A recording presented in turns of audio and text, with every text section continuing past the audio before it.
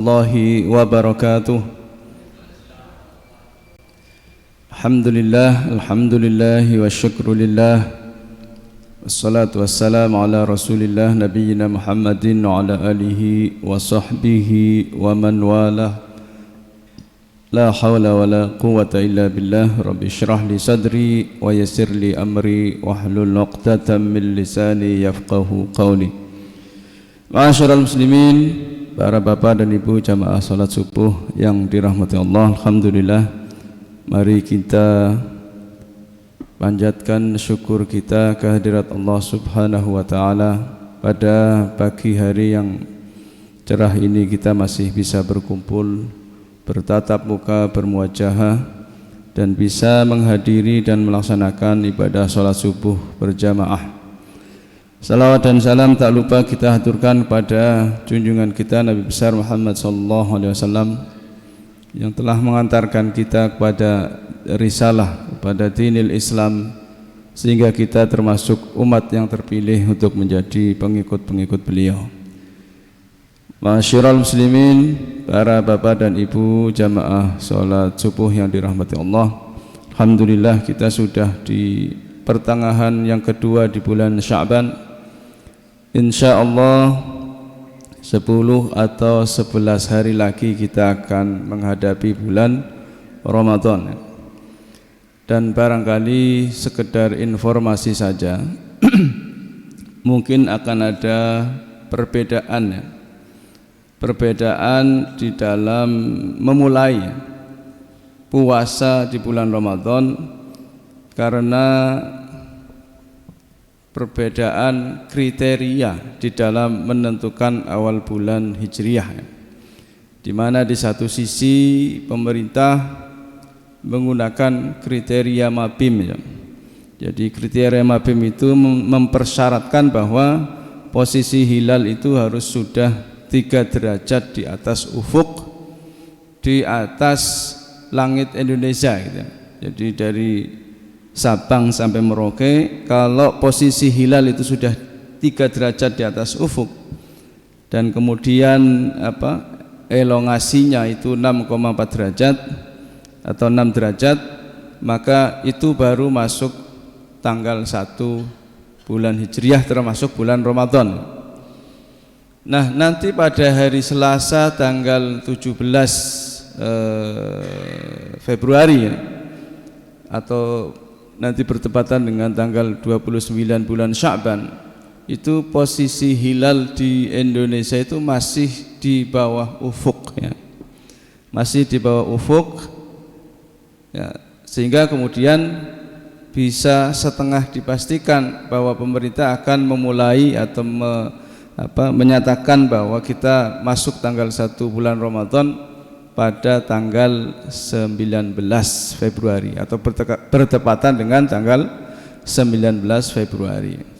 Nah, sementara Muhammadiyah dengan ijtihad kalender globalnya itu menggunakan kriteria bahwa di belahan bumi manapun, kalau sudah terjadi imkanur ru'yah, ya, yang mempersyaratkan tinggi hilal itu di atas 5 derajat, maka itu berarti kita sudah mulai hari baru. Dan ternyata pada tanggal 17 nanti itu posisi hilal sudah di atas 5 derajat di daerah Alaska, ya, Amerika, ya, secara astronomi itu. Sehingga karena bumi ini sebenarnya kan satu titik, ya.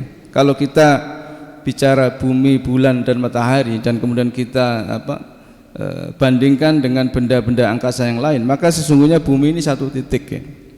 Sehingga di bagian titik manapun sudah terjadi imkanur ru'yah atau bisa diru'yat, maka itu sudah memulai masuknya tanggal 1 bulan Hijriah. Nah, tentu saja saya berharap bahwa perbedaan ini tidak perlu dipersoalkan, ya. Masing-masing bisa memilih mau memulai puasa tanggal 18, ya, atau mau memulai puasa tanggal 19 mengikuti keputusan atau kriteria Mabim atau kriteria pemerintah Indonesia. Nah, sementara pemerintah Indonesia sendiri masih menunggu tanggal 17 Februari tanggal 29 bulan Sya'ban nanti, apakah kemudian ada yang berhasil meru'yat hilal atau tidak ya, tapi sudah bisa dipastikan secara astronomi bahwa itu tidak mungkin terlihat karena ufuk masih hilal masih di bawah ufuk di Indonesia ya, di Indonesia. Nah, monggo silahkan ya. Boleh memulai tanggal 18, boleh memulai tanggal 19. Yang penting niatnya bukan mencari yang paling sedikit puasanya ya. Karena ada yang kalau terjadi perbedaan puasa atau perbedaan awal Syawal, ada yang mengikuti mana yang lebih cepat lebih baik katanya. Ya, jadi bukan karena selak kepengen ngopi di pagi hari kemudian nanti ikut yang paling cepat ya, atau ikut yang paling lambat puasanya, tapi yang paling cepat hari rayanya itu. Ada yang model begitu Pak ya. Tapi jangan seperti itu. Artinya bahwa kita memang mengikuti salah satu karena meyakininya ya, meyakini bahwa menurut saya ini yang paling tepat, ini yang paling tepat. Tetapi sekali lagi tidak perlu kemudian kita saling maito atau saling menyalahkan, karena itu masing-masing adalah pilihan ijtihadiyah yang kemudian itu tentu saja diperbolehkan dan sah ya. Jadi tidak perlu kemudian saling merasa benar dan menyalahkan yang berbeda. Yang penting kita mulai puasa dengan niat yang ikhlas karena Allah Subhanahu wa taala. Para bapak dan ibu yang dirahmati Allah, Rasulullah mengajarkan satu doa yang apabila nanti kemudian hilal bulan Ramadan itu bisa terlihat, dalam sebuah riwayat beliau mengajarkan satu doa. Jadi nanti doa ini bisa kita baca apabila kemudian pemerintah mengumumkan sudah terlihat atau meru'yat hilal ya. Doanya adalah, dan ini insyaallah hadisnya sahih ya, diriwayatkan dari Abu Dawud, At-Tirmidzi dan Ahmad ya. Beliau mengajarkan doa, Allahumma ahillahu alaina bil yumni wal imani was salamati wal islam hilalu khairin wa rushdin rabbi wa rabbukallah. Dalam beberapa riwayat yang lain tanpa disebut hilalu khairin wa rushdin ya. Jadi Allahumma ahillahu alaina bil yumni, ya Allah hadirkan hilal bulan Ramadan itu untuk kami, bil yumni dengan keberkahan, wal imani dengan keimanan, wal islami dengan keislaman. Hilalu khairin wa rushdin, yang semoga menjadi bulan kebaikan dan bulan petunjuk untuk kami. Rabbi wa rabbukallah, wahai Tuhanku dan Tuhanmu adalah Allah Subhanahu wa taala. Jadi monggo ini dibaca atau mungkin nanti dihafalkan. Allahumma ahillahu alaina bil yumni wal imani was salamati wal islam. Jadi kita berharap semoga kita sampai nanti di bulan Ramadan dan kita dalam keadaan iman, selamat dan Islam. Ya. Karena barangkali mungkin ya ada sebagian dari kita yang bisa menjumpai bulan Ramadan tetapi kemudian dalam kondisi yang tidak sehat, tidak bisa ikut berpuasa secara sempurna ya. Atau bahkan mungkin juga keimanan dan keislaman kita mungkin barangkali mengalami masalah gitu ya, sehingga kemudian banyak saudara-saudara kita yang biasanya ya di bulan Ramadan itu ya di awal seminggu pertama itu semangatnya luar biasa. Jadi kalau kita lihat bahkan mungkin masjid-masjid atau musala-musala itu tidak mampu menampung jamaah ya, melebihi sholat Jumat ya. Kalau di tempat saya itu kadang-kadang kita membuat terop untuk menambah saf jamaah ya. Tetapi itu biasanya hanya seminggu pertama. Tapi setelah beberapa minggu atau seminggu kedua dan ketiga itu biasanya safnya mengalami kemajuan ya, Pak. Artinya apa? Semakin sedikit jamaahnya sehingga kemudian yang bertahan adalah yang memang dari awal istiqomah untuk selalu sholat berjamaah di masjid atau di mushola. Saya tidak tahu kalau di sini apakah sama seperti itu atau tidak. Ya, tapi semoga kalaupun sama tapi tidak terlalu banyak berkurangnya ya, tidak terlalu banyak berkurangnya. Nah para bapak dan ibu yang dirahmati Allah, maka dalam rangka menyambut Ramadan itu mari kita fahami ya, bahwa bulan Ramadan adalah salah satu bulan yang khas ya, bulan yang unik, bulan yang istimewa di samping bulan-bulan yang lain tentunya. Tetapi di dalam bulan Ramadan itu ada sesuatu yang berbeda, yang itu tidak ada di dalam bulan-bulan yang lain gitu. Nah apa saja perbedaan antara bulan Ramadan dengan bulan-bulan sebelumnya ya, mari saya ringkaskan ini. ada beberapa, dan saya pilih hadis-hadis yang tentunya sahih ya, karena banyak sekali hadis-hadis tentang keutamaan atau fadilah bulan Ramadan itu yang riwayatnya adalah palsu atau dhaif gitu ya. Kalau dhaif barangkali mungkin masih bisa dipakai jika riwayatnya itu banyak ya. Tetapi kalau palsu ya itu menurut kalangan ilmu hadis itu tidak boleh digunakan. Nah, kita pilih hadis-hadis yang insya Allah disahihkan oleh para ahli hadis. Yang pertama adalah bahwa satu-satunya bulan yang ada kewajiban untuk kita melakukan ibadah puasa adalah bulan Ramadan. Satu bulan penuh kita wajib, bagi kita yang mampu ya, wajib melakukan bulan puasa. Dan karena adanya ibadah bulan puasa inilah yang kemudian membedakan atau menjadikan bulan Ramadan menjadi istimewa. Nah, apa keistimewaan bulan puasa? Dalam beberapa riwayat hadis qudsi ya. Hadis qudsi itu adalah hadis yang diriwayatkan langsung oleh Nabi dari Allah Subhanahu wa taala, tetapi dia bukan bagian dari Al-Qur'an. Allah Subhanahu wa taala anna Rasulullah sallallahu alaihi wasallam qala, Rasulullah sallallahu alaihi wasallam bersabda, qala Allahu ya. Jadi kemudian Rasulullah bersabda, tapi kemudian beliau mengatakan qala Allahu, Allah berfirman, kullu amali ibni adam lahu illa siyam fa innahu li wa ana ajzi bihi. Semua amal perbuatan anak cucu Adam itu lahu adalah akan kembali kepada anak cucu Adam atau orang yang melakukannya. Illa siyama fa innahu li wa ana ajzi bihi, kecuali puasa, maka sesungguhnya puasa itu adalah untukku wa ana ajzi bihi, dan akulah yang akan memberikan balasan kepada orang yang berpuasa itu. Masyaallah muslimin, para bapak dan ibu yang dirahmati Allah ya. Lalu kenapa kemudian ibadah puasa di dalam hadis qudsi ini disebut sebagai ibadah yang khusus untukku gitu. Padahal ya ibadah-ibadah yang lain dalam ajaran Islam juga kita tujukan untuk Allah Subhanahu wa taala. Ya, haji misalnya, wa atimul hajja wal umrata lillah ya. Allah mengatakan, dan sempurnakanlah haji dan umrah lillah, untuk Allah. Ya. Kemudian juga dalam ayat yang lain kan disebutkan inna salati wa nusuki wa mahyaya lillahi rabbil alamin wa mahyaya wa mamati lillahi rabbil alamin. Jadi segala sesuatu hidup dan matiku untuk Allah Subhanahu wa taala. Tetapi kemudian puasa di sini disebut fa innahu li wa ana ajzi bihi ya. Seakan-akan ibadah yang lain itu walaupun ada perintah lillah, tetapi tidak ada dikhususkan di dalam ayat atau hadis lain itu perintah bahwa ibadah itu untuk Allah ya. Jadi bukan berarti kemudian ibadah yang lain itu bukan untuk Allah, tetapi ada keistimewaan puasa yang mana kemudian di dalam hadis ini disebutkan fa innahu li wa ana ajzi bihi. Sesungguhnya ibadah puasa itu adalah untukku dan aku yang akan memberikan balasan. Nah, maka mari kita pahami apa maksud fa innahu li wa ana ajzi bihi. Padahal ibadah yang lain juga untuk Allah, tetapi kenapa puasa disebutkan khusus untukku dan aku yang akan membalas atau memberikan pahala atau balasannya.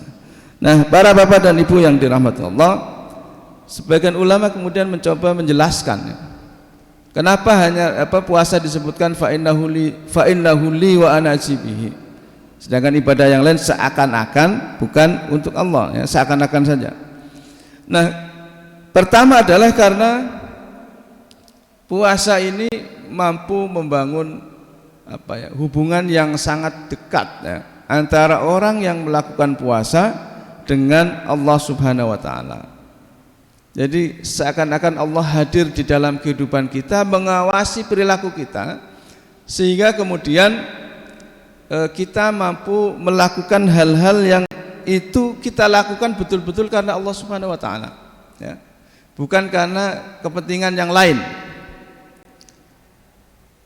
Ibadah yang lain di dalam ajaran Islam itu hampir semuanya memiliki penampilan, Pak, memiliki penampakan zahiriyah atau lahiriah. Ya, kita sholat misalnya, itu kita pasti tahu orang itu sedang sholat karena ada gerakan yang dia lakukan, mulai dari takbiratul ihram, kemudian kalau sholat jahriyah dia baca al-fatihah, baca surat, kita tahu bahwa dia sedang sedang sholat. Ya, jadi ada gerakannya, ada bacaannya. Nah, oleh karena itu maka kemudian karena memiliki tampilan lahiriah itu kadang-kadang sholat kita itu berbeda. Ya. Tingkat kekhusyuannya itu bisa berbeda dari satu situasi ke situasi yang lain, dalam satu kondisi ke kondisi yang lain. Misalnya kalau kita menjadi imam lalu kemudian jamaahnya itu banyak sekali, misalnya ratusan atau ribuan, pasti kita akan usahakan sholat kita sesempurna mungkin ya. Karena apa? Karena itu dilihat orang, kita ada bacaan kita, ada gerakan kita itu. Tetapi kadang-kadang ketika kita sholat sendiri misalnya, dalam situasi terburu-buru, dalam situasi kebelet misalnya, itu kadang-kadang sholatnya ala kadarnya gitu ya. Ala kadarnya, dalam arti apa? Ya sudah, yang penting memenuhi syarat rukunnya saja. Kadang-kadang sunnahnya banyak ditinggalkan. Karena dalam kondisi yang mungkin kita sendirian, tidak dilihat orang. Barangkali mungkin kalau dulu kita misalnya melamar seorang gadis gitu ya, terus dites suruh menjadi imam sholat di depan mertua, itu kira-kira sholatnya dibagus-baguskan apa enggak Pak? Kan pasti dibagus-baguskan. Karena apa? Karena akan dilihat, diawasi gitu. Ya, gimana? Masa sholat di depan mertua sholatnya ala kadarnya, kan enggak mungkin ya. Nah, bacanya dibagus-bagusin, dipanjang-panjangkan gitu ya, karena lagi dites gitu. Tapi ketika kita sholat sendiri terburu-buru atau udah ngantuk, itu beda nih. Nah maka sholat yang terbaik ya, itu kan sholat yang dilakukan di tengah malam, di sepertiga malam terakhir, di mana tidak ada kehidupan, tidak ada orang lain yang kemudian mendengar, menyaksikan. Justru di keheningan itulah kita bisa merasakan kekhusyuan itu gitu. Nah maka karena ibadah sholat punya tampilan tadi itu, punya penampakan tadi itu, kadang-kadang bisa berbeda antara satu waktu dengan waktu yang lain gitu. Apalagi kalau tadi dilihat orang ya, wah saya lagi jadi imam harus tak bagus-bagusin bacaannya. Walaupun tentu saja sebagai imam kita harus membaguskan bacaan, tetapi kadang-kadang dibisiki oleh setan itu. Ya, sampai lagi jadi imam harus bagus gitu. Kalau enggak nanti banyak dipaito ya, banyak disalahkan orang. Tapi kalau nanti bagus kan nanti dipuji, oh itu bacaannya bagus, qiraahnya bagus itu. Nah maka karena dia punya tampilan fisik tadi itu, ya kadang-kadang sering muncul niat-niat seperti itu, Pak. Ingin dipuji orang, ingin di alam ya, di alam dipuji, oh ini bacaannya, qiraahnya bagus itu. Dan tentu kadang-kadang sebagai manusia, ya kita ada rasa bangga ya, ada rasa ujub gitu, ketika kita dipuji ya. Nah wajar itu ya. Nah kemudian juga ibadah yang lain. Ibadah apa selain puasa, ibadah sedekah misalnya ya. Nah sedekah ini juga lebih rentan lagi Pak, rentan untuk niat-niat ingin dipuji orang ya. Maka kalau kita mau mencari dana ya, menggalang dana atau donasi itu pakailah model lelang apa ya, itu biasanya akan lebih banyak dapatnya ketimbang yang model sedekah sembunyi-sembunyi gitu ya. Ya, kan kalau kita lelang siapa yang memberi wakaf masjid ya, kita misalnya mau bangun masjid, tanahnya belum terbeli gitu, atau sudah terbeli tapi kemudian sengketa ya, diambil alih oleh ahli waris. Karena ada masjid dijual Pak di Malang dulu itu. Karena apa? Karena ternyata itu ahli warisnya menuntut, padahal dulu orang tuanya sudah mewakafkan ke masjid karena tidak ada perjanjiannya. Maka ahli waris menuntut untuk diganti rugi tanah yang sudah dibangun masjid. Maka oleh pihak takmir kemudian dibuat pengumuman masjid ini dijual dalam arti siapa yang mau mengganti wakaf tadi itu untuk ahli waris gitu loh. Nah maka karena itu dilelang ya, orang kemudian ada rasa unsur kalau sedekahnya sedikit malu gitu kan ya, maka berbanyak-banyak kan, saya sekian gitu. Nah kadang-kadang itu ada unsur bangga juga itu ketika takmir mengumumkan misalnya daftar donatur masjid ya, sehingga kemudian ada yang pesan kepada takmir, nanti kalau saya sedekah tolong jangan ditulis nama saya, karena kadang-kadang menimbulkan rasa bangga tadi, oh sedekah saya paling besar ya. Misalnya kalau di sini misalnya, oh Pak Wiono nyumbang 50 juta, ditulis paling atas kan biasanya. Nah, sehingga ada orang yang kemudian ngotot atau maksa, ya nanti kalau ini tolong jangan ditulis nama ya, tulis hamba Allah saja gitu. Ya. Padahal kadang-kadang kita sebagai takmir kan harus mempertanggungjawabkan uang masuk, uang keluar. Ini uang dari mana, untuk apa? Nah, ini dari mananya sekarang harus tegas, Pak. Nanti jangan-jangan itu uang money laundering gitu ya, ada orang korupsi, untuk membersihkan korupsinya disumbangkan ke masjid ya. Jadi harus jelas dari mana hamba Allah ini ya. Nah, kita sebagai takmir harus punya catatan itu, karena nanti jangan-jangan itu ada uang money laundry itu uang-uang yang haram atau uang-uang hasil yang tidak jelas gitu. Walaupun nanti ketika diumumkan boleh saja ditulis hamba Allah gitu. Saya kalau di tempat saya itu tak tulis hamba Allah semua biar adil gitu. Jangan ditulis nama sudah. Tapi kita punya datanya itu. Nah, coba kadang-kadang itu ketika kita tampilkan di papan pengumuman, itu yang nilainya paling tinggi kadang-kadang mengatakan itu yang hamba Allah punya saya loh. Artinya apa? Ada rasa seperti itu loh. Ini berarti ingin dipuji orang gitu ya. Atau ada rasa bangga itu. Karena apa? Karena kelihatan. Walaupun di dalam ajaran Islam sesungguhnya boleh kita bersedekah dilihat orang, ya. Karena kalau kita sedekah tidak boleh dilihat orang, sulit gitu kan. Ya pasti ada barang yang mesti setidaknya dilihat oleh orang yang menerima. Walaupun bisa saja kita berikan secara sembunyi-sembunyi. Jadi intubtus sadaqati fa ni'mahi wa in tukhfuha wa tu'tuhal fuqara fa huwa khairul lakum. Jadi boleh kita memperlihatkan sedekah. Ya, apalagi itu tujuannya adalah untuk memberi contoh ya, memberikan teladan pada orang. Maka kalau saya mencari dana, Pak, itu strateginya adalah tulis nama ya minimal nama kita dulu. Nama saya tak tulis, saya kasih nominalnya supaya apa? Nanti yang bawahnya itu tidak jauh dari itu. Strateginya kan begitu, Pak. Karena apa ya? Kalau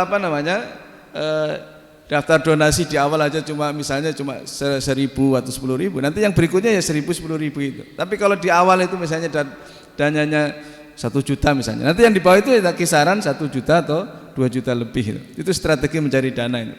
Dan itu boleh, Pak, diperlihatkan, tetapi selama kita merasa yakin tidak akan mengurangi keikhlasan kita. Karena kadang-kadang sedekah itu tidak harus terlihat orang gitu. Apalagi itu harus dipertanggungjawabkan, itu harus jelas asal usulnya. Wa in tu'tuhal fuqara fa huwa khairul lakum wa tukhfuha in tukhfuha wa tu'tuhal fuqara fa huwa khairul lakum. Tetapi kalau engkau sembunyikan dalam arti tidak diperlihatkan pada orang, bahkan kepada orang yang menerima. Kita kan bisa membantu orang tanpa kita diketahui oleh orang yang kita bantu gitu kan. Ya misalnya apa, ada anak fakir miskin tidak bisa bayar sekolah, kita bayarkan tanpa harus diberitahu kepada yang menerima maupun yang lain. Pokoknya kita bantu. Apalagi dengan model transfer sekarang kan bisa saja kita memberi bantuan tanpa diketahui oleh orang yang menerima atau oleh orang lain gitu. Dan itu khairul lakum, itu lebih baik karena lebih aman dari niat-niat ingin dipuji oleh orang gitu ya. Jadi kalau kita merasa takut riya dan sebagainya, sudah berikan secara rahasia tadi itu dan lupakan gitu ya. Jangan diingat-ingat terus, Pak. Kalau kita sedekah diingat-ingat terus nanti nggak ikhlas jadinya. Jadi sedekah yang ikhlas itu seperti kita, mohon maaf ya, seperti kita buang air besar itu. Kan ikhlas melepaskannya, Pak ya. Kurang lebih seperti itu, Pak. Tapi kalau masih kita ngerundel, masih mengingat-ingat iku nek digawe tuku iki kan itu ini, digawe tuku kelambi ini ya. Itu berarti kita belum ikhlas. Jadi ikhlas itu artinya ya melepas itu dengan tanpa ada rasa ngerundel, rasa menyesal gitu ya. Seperti kita membuang BAB kita gitu ya. Ikhlas kan, Pak ya? Masa ono sing buang air terus kemudian enggak ikhlas dibuang. Kalau bisa malah sebisa mungkin cepat pergi gitu ya. Baik, jadi ibadah sholat ibadah zakat di dalam ajaran Islam itu juga termasuk ajaran yang ibadah yang punya penampilan, punya penampakan zahiriyah, sehingga kadang-kadang ada muncul niat-niat tadi itu, Pak. Niat ingin dipuji orang, ingin dipuji sebagai orang yang dermawan, kalau dalam bahasa Jawa dermawan itu apa? Pemurah, apalagi ya? Lomo itu ya dalam bahasa Jawa itu. Sehingga kemudian tadi itu muncul niat-niat sertaan itu. Kemudian juga ibadah yang lain, misalnya ibadah haji ini ya, nanti insya Allah 3 bulan lagi kita berangkat bulan Mei. Nah, itu juga sama Pak, apalagi di dalam tradisi kita ya, haji itu kan meriah sekali Pak. Walimatul haji itu ya, istilahnya pesta atau tasyakuran orang mau pergi haji itu kan pesta yang mengundang banyak orang ya, mengundang banyak orang yang sehingga kadang-kadang pada awalnya niat kita mungkin ikhlas karena Allah Subhanahu wa taala, tetapi karena orang datang kemudian kita ada rasa bangga bahwa saya ternyata dihormati oleh banyak orang dan sebagainya gitu ya. Bahkan kadang-kadang Pak, pakai ya rame gitu seperti orang walimatul arus ya, walimatul urus ya, seperti orang nikah ya. Sampai tetangga itu banyak yang nyumbang son horeg gitu. Jadi ada jamaah yang ketika dia mau berangkat itu diantar oleh satu RT satu kampung bawa son horeg Pak. Itu kadang-kadang lucu ya. Bawa son horeg walaupun mungkin lagunya ya lagu yang lagu haji itu, salawat haji itu ya. Tetapi dia pakai son horeg satu mobil Pak. Kan kelas banget itu. Sampai kadang-kadang mungkin karena jamaahnya malu, itu son horeg disuruh berhenti jangan dekat-dekat dari lapangan tempat pengantaran itu. Ya. Ada di tempat di salah satu KPU itu ya. Kok bawa son horeg? Enggak Pak, dia yang nyumbang, kalau saya tolak nanti saya takut dia tersinggung ya. Karena dia punya penyewaan son horeg tadi itu. Nah, kemudian pulangnya juga sama kan Pak, disambut seperti orang baru pulang dari jihad fisabilillah, karena memang haji adalah jihad fisabilillah itu. Ya, pakai pesta penyambutan, didatangi orang dan sebagainya ya. Dan kemudian setelah itu dipanggil Pak Haji gitu kan. Ya. Bahkan ada jamaah yang kemudian ketika sudah haji tidak dipanggil Pak Haji tersinggung Pak. Tapi kalau di sini insya Allah tidak ada ya. Jadi dulu saya punya atasan ya, Allah yarham itu, saya kemudian jadi sekretaris ya. Saya tulis nama beliau tanpa menambahkan gelar haji itu. Nah, kemudian beliau marah, ini mana gelar hajinya, ini kan saya hajinya lama ini dan mahal gitu. Nah kadang-kadang gitu Pak. Jadi ketika sudah haji tidak dipanggil Pak Haji, rada tersinggung kan Pak ya. Ya, tapi di sini insya Allah tidak ada ya, karena haji itu sama dengan ibadah yang lain. Dikasih gelar atau tidak itu tidak apa-apa gitu. Kalau saya pasang gelar ketika saya mau daftar jadi petugas haji. Karena Pak, jadi petugas haji syaratnya harus sudah pernah haji, maka saya kasih gelar itu. Tapi kalau yang lain terserah, mau ditulis mau enggak terserah gitu. Nah, jadi itu Pak. Jadi maka gelar haji ini kadang-kadang di satu sisi positif Pak. Positifnya apa? Artinya itu menjadi pengawal kita. Kalau kita sudah dipanggil haji, lalu perilakunya enggak seperti orang yang sudah berhaji, itu kan akan diingatkan oleh warga gitu ya. Sama seperti kalau kita pakai baju koko tapi mainnya ke tempat hiburan misalnya, itu kan ya lucu ya, pakai jalabiah pakai baju koko tapi ke tempat hiburan. Sama juga orang yang ketika sudah diberi gelar haji di dalam masyarakatnya itu, ini bisa menjadi kontrol ya perilaku orang itu. Tetapi di sisi lain juga tadi bisa menimbulkan perasaan bangga, perasaan ujub, dipuji, apalagi status sosialnya naik ya Pak.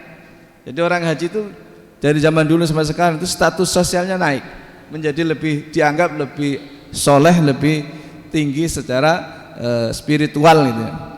Nah, jadi kadang-kadang karena itulah kemudian orang menjadi tadi merasa marah kalau tidak dipanggil Pak Haji misalnya. Nah, ini kan mengurangi keikhlasannya. Jadi ikhlas itu dia ini perjuangan sepanjang masa ya. Jadi long life jihad di dalam kita mempertahankan keikhlasan ibadah kita. Apapun ibadah itu harus kita pertahankan. Jadi ikhlas itu bukan barang yang jadi selesai dan itu pasti seperti itu enggak, tetapi harus kita pertahankan.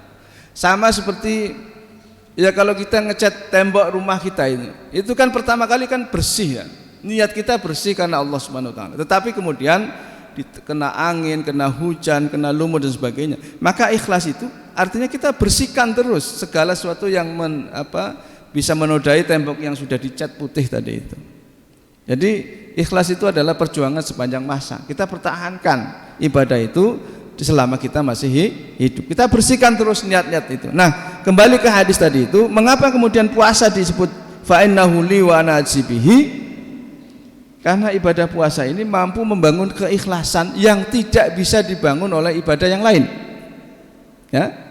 Ibadah yang lain itu tadi karena dia punya penampilan, punya penampakan, baik itu gerakan fisik ataupun suara gitu ya, atau penampilan secara maliyah, secara ekonomi tadi karena kita memberi orang dan sebagainya. Tetapi ibadah puasa ini tanpa rupa, ya, tanpa rupa, tanpa suara, tanpa gerak, karena ibadah puasa itu hanya menahan diri dari sesuatu. Sesuatu itu adalah makan dan minum, dan kemudian dari hawa nafsu, syahwat dan segala hal yang membatalkan puasa. Itu saja. Jadi kita sebenarnya tidak melakukan apa-apa. Ya, tidak melakukan apa-apa, hanya menahan diri dari segala sesuatu yang dilarang. Maka dia tidak punya tampilan, tidak punya rupa ya. Ada enggak rupanya puasa itu? Tidak ada. Puasa itu ibadah yang murni batiniyah ya. Murni tidak bisa dilihat oleh orang, dan kita tidak tahu orang itu berpuasa kecuali kalau dia bilang pada kita. Ya, kecuali orang misalnya ada tamu ya, kalau ini di luar Ramadan ya. Kalau di bulan Ramadan insya Allah kita husnudzon semuanya puasa. Tapi di luar bulan Ramadan misalnya, kita nggak tahu orang ini puasa apa tidak kecuali kalau dia bilang. Ya. Walaupun barangkali ketika kita puasa agak pucat, tampilan fisik dan sebagainya, agak lemah dan sebagainya, tapi kan barangkali dia karena sakit ya. Nah, maka karena dia tidak punya tampilan atau rupa itu, maka ibadah puasa menjadi lebih aman dari niatan-niatan bukan karena Allah Subhanahu wa taala. Jadi inilah maksud hadis fa innahu li wa najibi. Ibadah puasa itu ibadah yang tidak punya tampilan, tidak punya rupa, dan mampu membangun keikhlasannya yang luar biasa dibanding dengan ibadah-ibadah lain yang punya tampilan atau rupanya itu. Sehingga di dalam puasa itu kita merasakan kehadiran Allah Subhanahu wa taala. Ya. Jangankan makan dan minum, barangkali mungkin kita mengkorupsi air bekas kumur-kumur saja tidak berani kan, Pak? Kadang-kadang karena hati-hatinya itu orang setelah wudu itu bolak-balik meludah itu.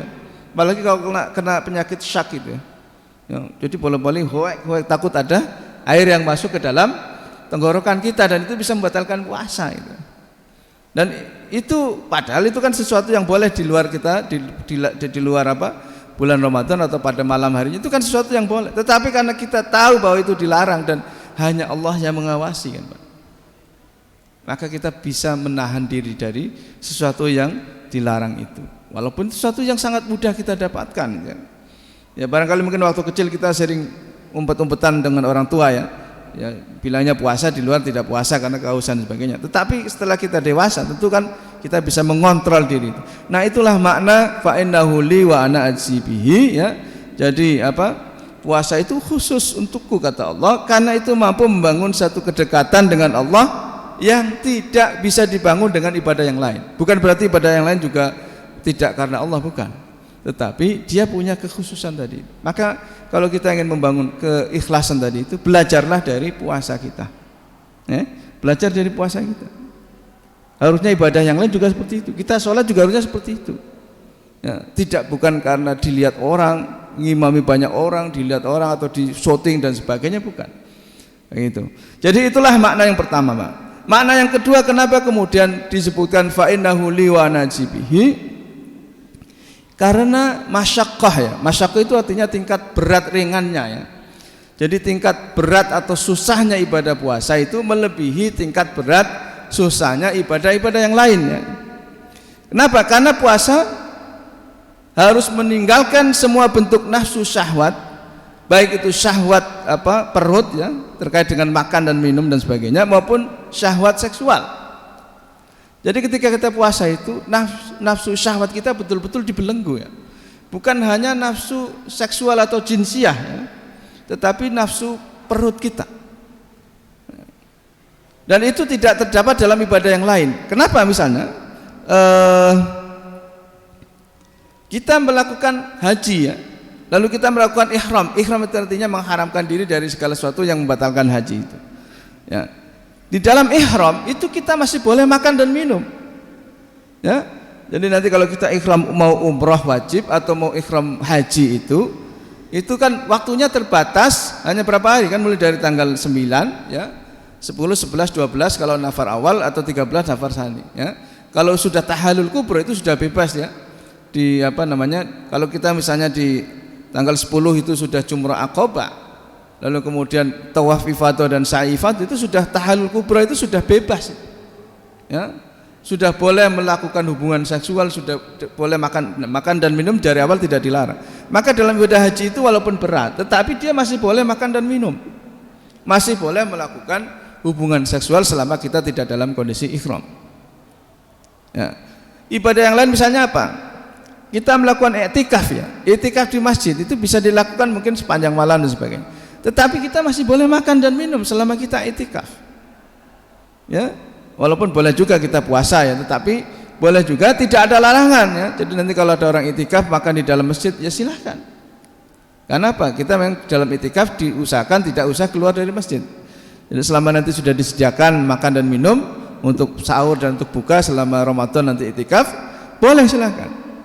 Jadi masih boleh menahan, masih boleh untuk memuaskan nafsu perut kita gitu ya. Walaupun tentu saja tidak boleh berlebihan. Demikian juga sholat ya. Sholat memang kita tidak boleh makan, tidak boleh minum, tidak boleh apalagi melakukan hubungan jinsiah atau seksual gitu ya. Tetapi sholat itu lama-lamanya sholat berapa lama paling?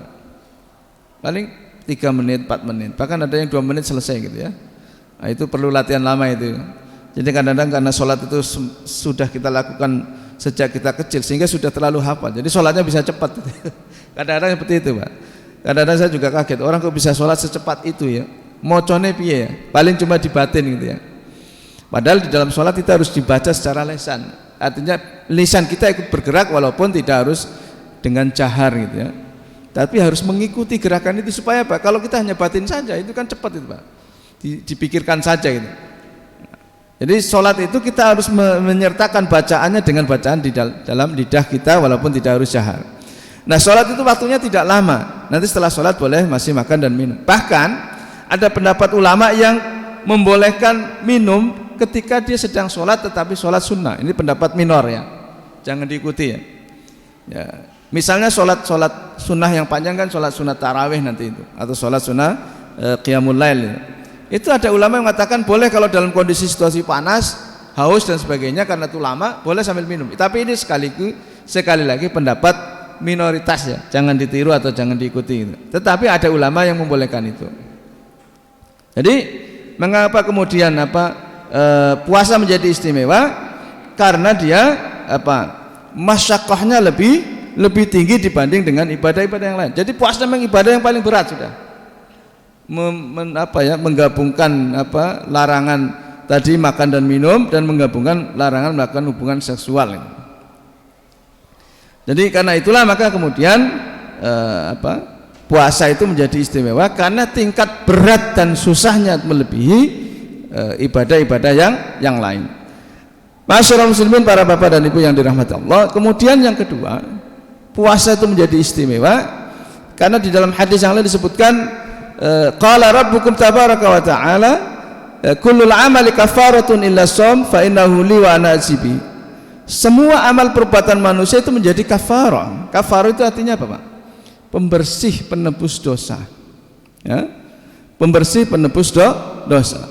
Nah dalam konsep Islam itu ada konsep pengampunannya. Kalau kita melakukan dosa, maka cara pengampunannya adalah dengan melakukan amal ibadah lain yang itu bisa mendatangkan pahala, dan pahalanya itu kita gunakan untuk membayar dosa-dosa kita ya. Dalam Al-Quran disebutkan sayyi'atal hasanata tamhuha ya. Jadi kalau kita melakukan perbuatan dosa, dan saya kira semua kita pernah berdosa ya, tidak ada manusia yang tidak pernah berdosa dan itu tidak bisa terhindarkan. Nah kalau kita sudah terlanjur melakukan dosa, bagaimana cara menebus dosanya? Memperbanyak amal soleh kita. Itu cara penebusan dosa di dalam ajaran Islam. Bukan dengan kemudian menjual kartu penebusan dosa ya. Dalam tradisi ajaran Kristen kan pernah begitu ya. Jadi pendeta berijtihad ya, itu bagaimana cara mengampuni kalau ada umatnya yang berdosa ya, kemudian dia menjual kartu pengampunan dosa. Orang yang punya dosa tinggal beli itu.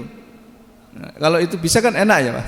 Kita dosa misalnya dosa korupsi, dosa berzina, terus kemudian menyesal, ya beli saja itu, sudah diampuni itu ya. Nah dalam ajaran Islam tidak berlaku seperti itu. Dalam ajaran Islam pengampunan itu berbanding lurus dengan amal soleh ya. Sehingga semakin banyak dosa kita harus ikuti dengan amal soleh. Tapi sekali lagi jangan kemudian dosa kita melebihi amal soleh kita ini ya. Itu namanya menjadi muflis. Muflis itu artinya orang yang impas saja, itu muflis ya. Antara dosa dengan pahala itu sama, itu sudah bangkrut, sudah dianggap orang yang merugi. Apalagi kalau dosanya lebih besar, nanti ditimbang ya, dosanya lebih banyak, lebih besar ketimbang pahalanya. Nah kalau dosanya lebih banyak, maka kemudian akan mengalami proses pemutihan, Pak. Apa proses pemutihan? Dimasukkan dulu ke dalam neraka ya, lalu kemudian setelah selesai menjalani hukuman nanti akan diangkat dan dimasukkan ke dalam surga. Itu kalau dosa kita lebih besar ketimbang pahalanya. Tapi kan kita nggak mau milih itu kan, Pak. Ada yang memilih itu kan? Jangan ya, jangan sampai kita punya pilihan nanti mampir neraka dulu ya. Itulah yang kemudian disebut dengan al-jahannamiyun gitu ya. Al-jahannamiyun artinya mantan para penghuni neraka jahanam. Naudzubillah min dzalik gitu ya. Jadi ya, orang Islam, orang yang beriman kepada Allah dan Rasulnya itu insya Allah masuk surga semua, tetapi ada nanti yang prosesnya harus mengalami masa pemutihan tadi itu, pembersihan dosa melalui neraka yang disebut dengan al-jahannamiyun. Nah maka berbeda dengan ibadah yang lain. Ibadah yang lain itu nanti pahalanya akan digunakan, dikurangi untuk menebus dosa-dosa kita. Salat misalnya itu ya, dalam hadis disebut as-salawatul khamsu wal jum'atu ilal jum'ati mukaffiratun ma bainahunna majtanaba ma lam yastanab al-kaba'ir ya. Jadi majtanab al-kaba'ir, salat yang kita lakukan dari satu waktu ke waktu yang lain, ibadah salat Jumat yang kita lakukan dari satu Jumat ke Jumat yang lain, itu mukaffiratun ma bainahunna, akan menjadi pembersih dosa yang kita lakukan di antara waktu-waktu salat itu. Ya. Nah, maka ya siapa yang bisa mampu menahan dosa ya, apalagi masih punya hawa nafsu yang kuat dan sebagainya ya.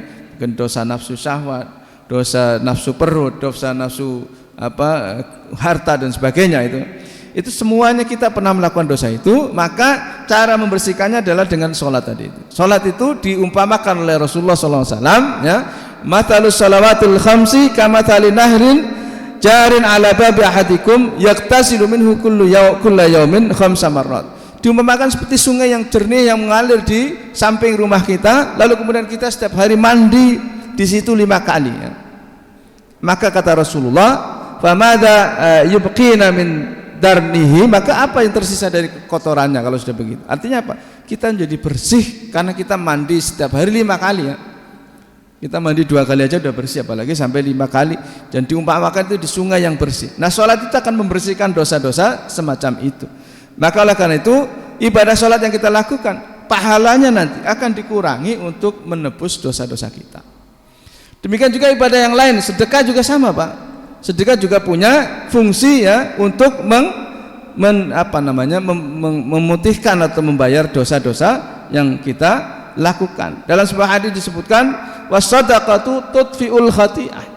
Sedekah itu akan menghapuskan kesalahan-kesalahan yang kita lakukan. Sehingga kalau kita misalnya terutama ya dalam konsep Islam kan al-jaza min jinsil amal ya. Jadi kalau kita melakukan dosa itu nanti balasannya juga dari dosa yang kita lakukan. Misalnya Pak, kalau kita korupsi mengambil harta orang lain, maka Allah akan membalasnya dengan akan mencabut harta kita. Bisa hilang, bisa rusak, bisa diambil orang dan seterusnya. Kalau itu dosanya terkait dengan harta. Ya, maka demikian juga sedekah nanti itu akan menghapuskan dosa-dosa kita, terutama yang terkait dengan dosa maliyah, dosa yang terkait dengan harta kita. Ya. Nah, maka as-sadaqatu tudfi'ul khati'ah, sedekah itu juga akan menghapuskan kesalahan-kesalahan. Tetapi dari semua yang kita lakukan, ya, dari semua ibadah-ibadah yang kita lakukan, ada satu ibadah yang pahalanya nanti akan tetap aman. Kita punya tabungan, punya deposito ya. Sehingga nanti ketika kita menghadap Allah di yaumul hisab, ketika kita ditimbang pahalanya, itu kita masih punya cadangan, Pak. Ya, cadangan bekal pahala yang itu akan menjadi nilai plus kita, sehingga nanti ketika ditimbang pahala kita akan jauh lebih berat, lebih banyak ketimbang dosa-dosa kita. Tidak hilang itu. Nah itulah puasa ya, kulul amali kafarah kata Rasulullah, semua amal itu kan menjadi kafarah illa shaum, kecuali puasa. Fa innahu li wa ana jibi, maka sungguhnya puasa itu adalah untukku dan aku yang akan memberi balasan. Jadi itulah kurang lebih makna kulul amali kafarah. Semua amal perbuatan akan menjadi kafarah kecuali puasa. Itu akan menjadi pahala yang aman. Maka mari kita simpan deposito pahala amal ibadah puasa nanti di bulan Ramadan, agar supaya kelak kita menghadap Allah tidak menjadi orang yang muflis, orang yang rugi, orang yang pahalanya diambil ya oleh dosa-dosanya. Barangkali demikian. Masih ada beberapa keistimewaan yang lain yang mungkin bisa kita sampaikan pada waktu yang lain. Kurang lebihnya mohon maaf. Mungkin ada pertanyaan, saya persilahkan sebelum saya tutup. Kalau ada monggo Bapak. Nah, ada Pak, cukup nggih? Mari kita akhiri dengan membaca kafaratul majlis. Subhanakallahumma wa bihamdika asyhadu an la ilaha illa anta astaghfiruka wa atubu ilaik. Kurang lebihnya mohon maaf. Billahi taufiq wal hidayah. Assalamualaikum warahmatullahi wabarakatuh.